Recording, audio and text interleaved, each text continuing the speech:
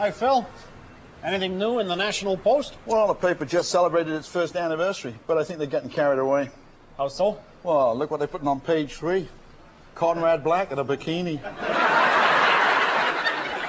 Boy, that APEC inquiry just will not go away. Think Prime Minister Chrétien will testify? Even if he does, who could understand him? Looks like Canadian peacekeepers are going to their toughest mission yet. They're going to Chechnya. Not worse. Schoolyards where the kids trade Pokemon cards. Hey, I was reading. By 2001, Chinese is going to replace French as the second most common language in Canada. Get out of town. It's a fact. The government figures it's going to cost billions of dollars. Yeah, it's just to reprint all the cereal boxes. What do you think of that Pete Rose controversy? Jerry, someone that sleazy, disreputable, and untrustworthy should not be in the Baseball Hall of Fame. Yeah, he should be an owner. Did you watch Ally McBeal's kissing scene with another woman? Her tongue was practically down her co-star's throat. I'll bet she did it for only one reason. Ratings. No, she was looking for something to eat. So, what do you think about the Ontario government's idea to round up and arrest squeegee kids? Well, I think it's kind of unfair, Phil. Those kids are simply trying to earn a living by annoying people. I think of them as politicians with a sponge on a stick.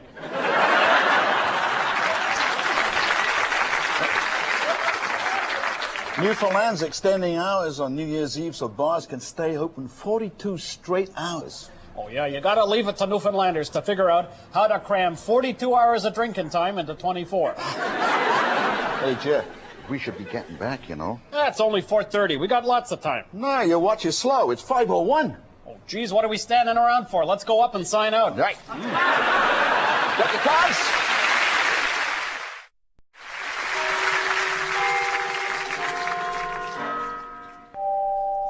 Yes, hello, a Bloc Québécois person. Joe Clark here, leader of the Progressive Conservative Party of Canada. How would you like to switch parties?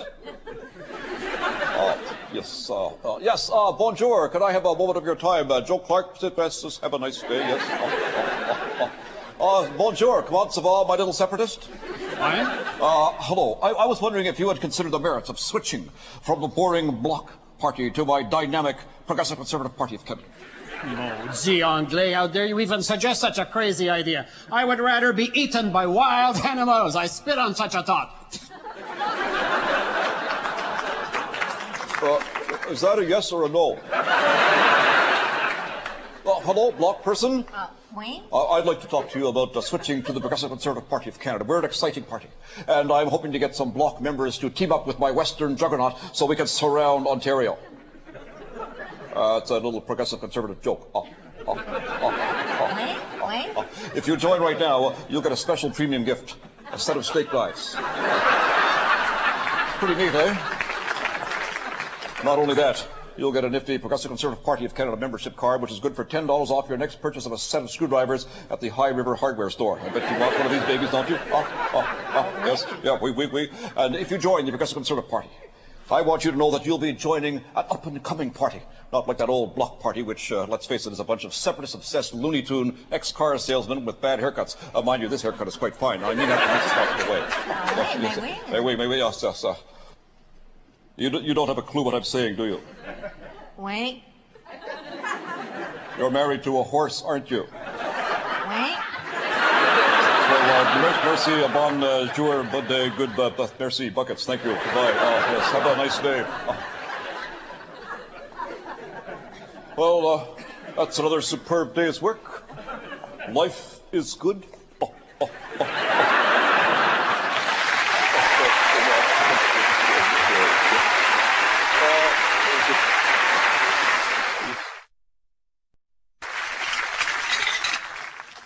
The portrayal of witches as ugly old hags, as happened on Halloween last weekend, has got to stop. I speak as president of the Wiccan Society of Canada. Wiccans are witches. We're quite attractive, and we simply circle our altars in the nude while chanting spells to the smell of burning aromatherapy oils. So please, don't ever depict us as something out of the Wizard of Oz. Thank you.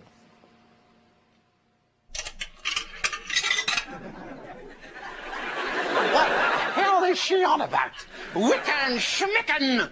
I'm one of the old-time witches, and our only purpose in life is to cause trouble, cast evil spells, and make efforty little brats scared shirtless. Who do these Wiccans think they are, pouncing around naked, incanting spells while circling an altar and sniffing oil?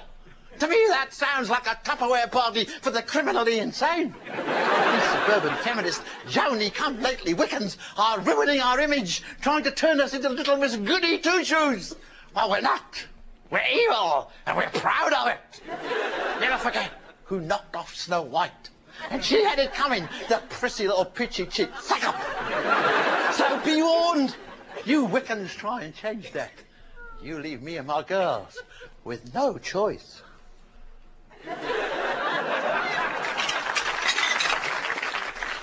I simply can't let that go without a reply. It was totally inappropriate. And...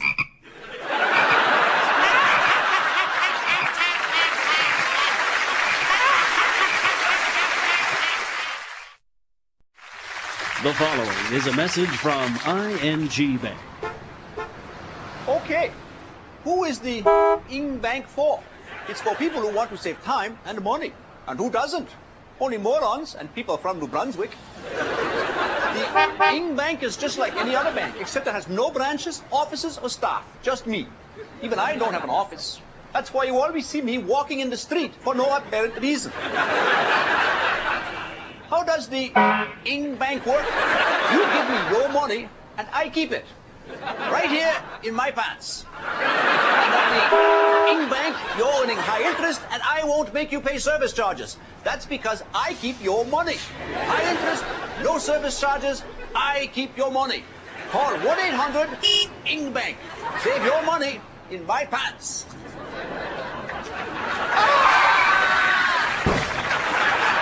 ING Bank. We don't know who this Ing guy is either.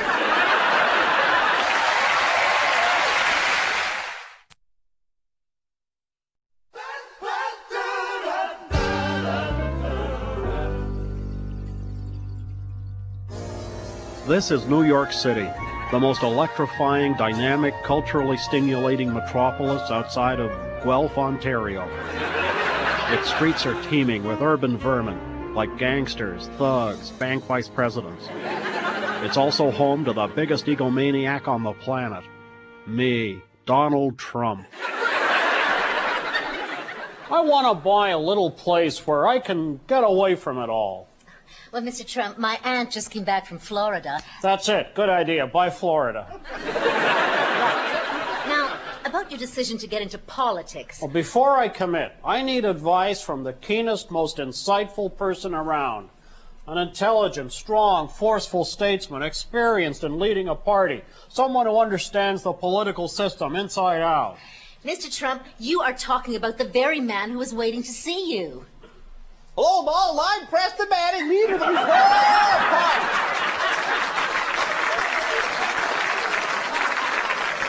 It's a pleasure, a pleasure. By the way, Ted Koppelphone, he wants his hair back. If you're getting into politics, you'll need a sense of humor. So will anyone who'd vote for you. Preston, tell me, do you think I would make a good candidate to take over for Ross Perot and lead the Reform Party of America? Well, to start, it's not the Reform Party, it's the Reform Party. Say it. Reform! Look, I don't see how it scores any political points by saying reform like some deranged lunatic with a chicken bone stuck in his throat.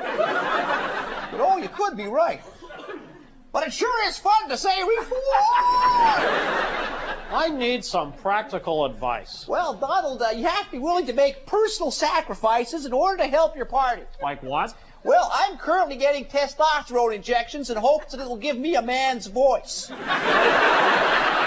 I have to make tough choices. I'm not sure if I should base my campaign on tax cuts for millionaires or bringing in universal hair care. What you really need is a catchy Trump campaign slogan like, "Don't be a chump. I'm on the stump. Get off your rump. Vote for Donald." I'm starting to understand why Canadian politics is so screwed up. Look, Preston, tell me, what do I have to do to win the American presidency? Well, you've got to form political alliances. How about former Republican Pat Buchanan? Buchanan's a Hitler lover. I don't like people that admire and respect tyrants. Boy, I hope you never meet Mrs. Manning. Donald, if you want to win, you have to put aside your differences. Back home, I champion the Unite the Right movement. With Buchanan, you can champion the Unite the Dork movement. Yeah, New York, it's a heck of a town. Maybe I'll stay out of politics. I think I may get my hair cut like yours.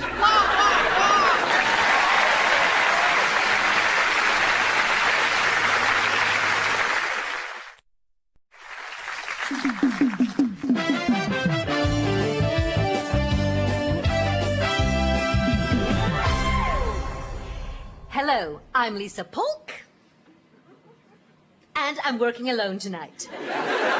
This year, films like The Phantom Menace and The Spy Who Shagged Me brought in more money than the gross national product of Portugal. But one personality has exploded on the scene like no other, Ricky Martin.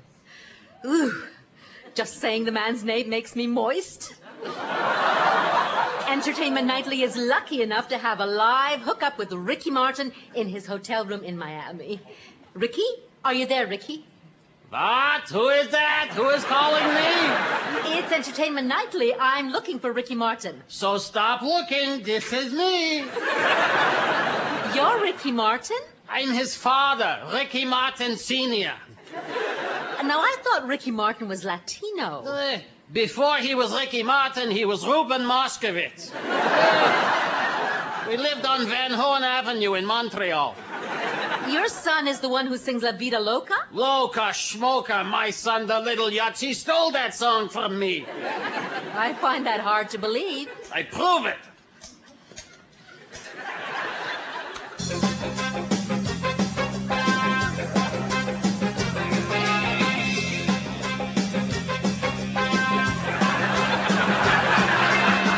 I'm into superstations, cable and pay-per-view.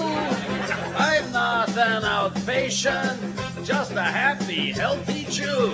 Watch me take my clothes off and go dancing in the shower. Cause I'm quite sugar, and my life was going sour. Till he found Viagra power.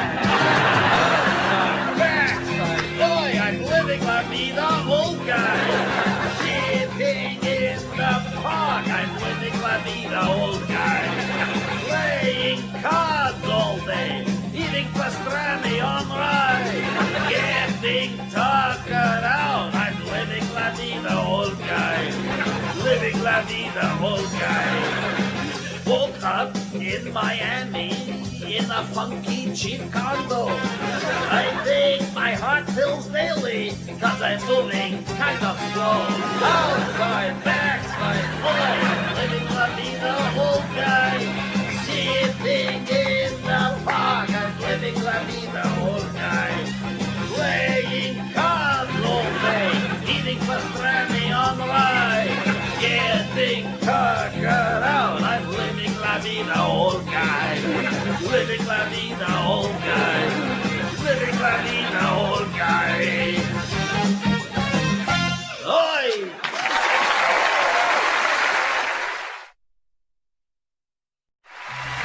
Combined Network News. From CTV Newsnet, Ken Shaw. And from the Comedy Network, Randy Lubitsch. The Australian authorities hosting the Olympics in Sydney in 2000 have nominated 3 official mascots. A kookaburra named Ollie, a platypus named Sid, and an echidna called Millie. Supporters of the kangaroo were disappointed. In fact, they were hopping mad. In England, a girl of 12 is having a child by a boy of 14. The future father said he blamed the sex education lessons given in school. He said, I thought we were okay. The only difference was the teacher used a banana and I didn't. It looks like Vancouver Police Constable Aristotle Millas, who found $1 million in a duffel bag in a garbage container, will get to keep it. Though anyone wishing to make a claim is asked to pick up an application form. From behind Target 3 at the police shooting range. Nominee for the prestigious Booker Prize in Britain is one-time ardent feminist Susan Faludi. Her book argues that men have been given a raw deal by the feminist movement. The title of the book is Stiffed.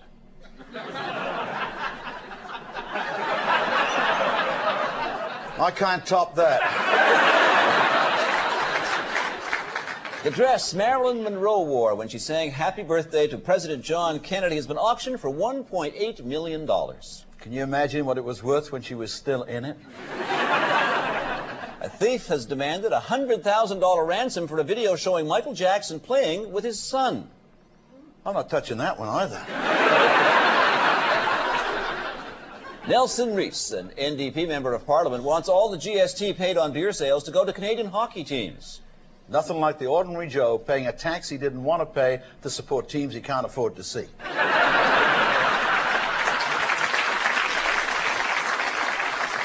Charges have been dropped against Corinne Brannigan, who was accused of kicking a teenager in the crotch when he hassled her.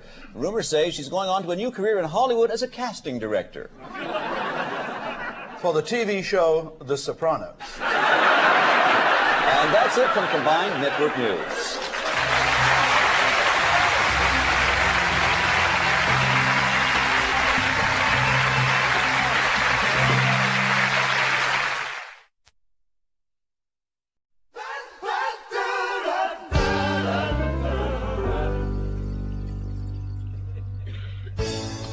Canada AM with the Princess of Perth, Valerie Pringle. Hi! Boy, am I pumped this morning.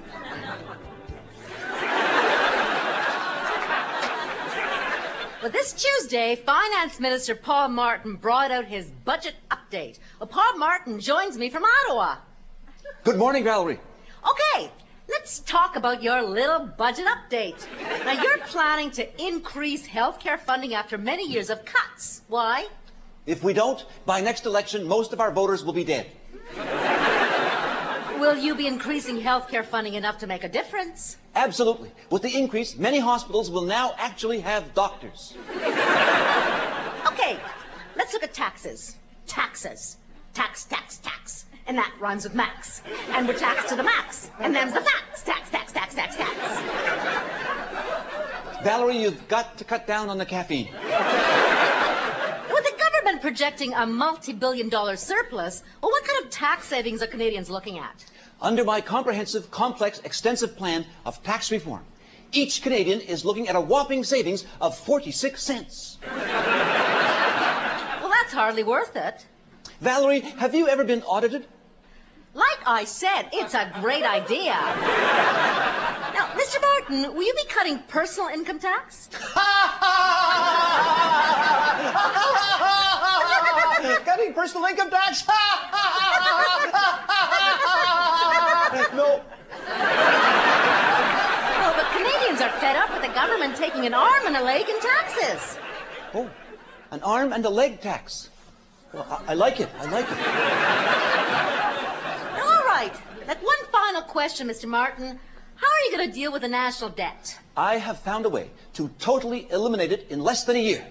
How? I'm going to put the debt into the Government of Canada's computer system and wait for Y2K to kick in. Thanks a lot.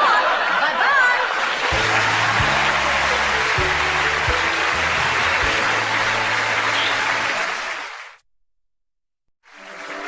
Here with a look at the latest developments in science, Professor Llewellyn Ap Hazard from the Welsh Institute for the Study of Weird Things. Hello. In the science world, there were a couple of false starts this week. An astronomer reported a huge, fast-moving black hole in space until he discovered an ant crawling across the lens of his telescope. And the chemistry department at the University of Manitoba announced the discovery of a new morning-after contraception pill for men. But the big news was in body parts for transplantation. Now, organs are in short supply. It's not like you can walk into Canadian Tire and ask for a universal joint for an 86 Chevy and a new kidney for a 49-year-old person. But that day may soon be coming, thanks to the pig, Mr. Poker. who's provided you with back bacon, pig's feet, and donated the odd sliver of groin for your sandwiches. His organs can now be used by humans. But can't you see the irony of it? An animal who has given his life to clogging up your veins will now give you new organs so you can carry on making a pig of yourself.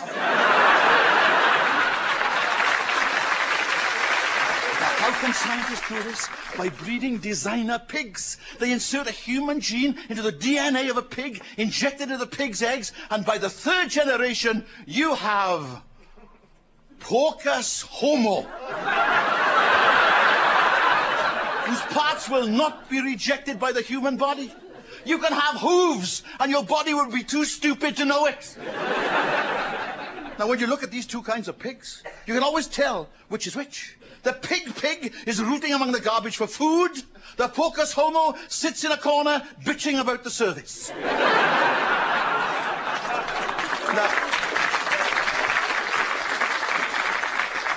I know what you're saying. What about side effects? Would someone with a pig's heart, liver and kidneys have to tie his ears behind the back of his head? No. The problem is xenozoomosis, the transplanting of pig viruses into the human body. Which means whoever has a pig organ can't donate blood, can't have piglets, my children. And they and their sexual partners must be subjected to monitoring. Well, you say that's not much. Oh, no. You try getting it on when there's a government inspector standing in the bedroom. Next week, I'll discuss the use of transplanted baboon parts and its obvious corollary. Is there any social disgrace in having a rainbow-colored button? Thank you.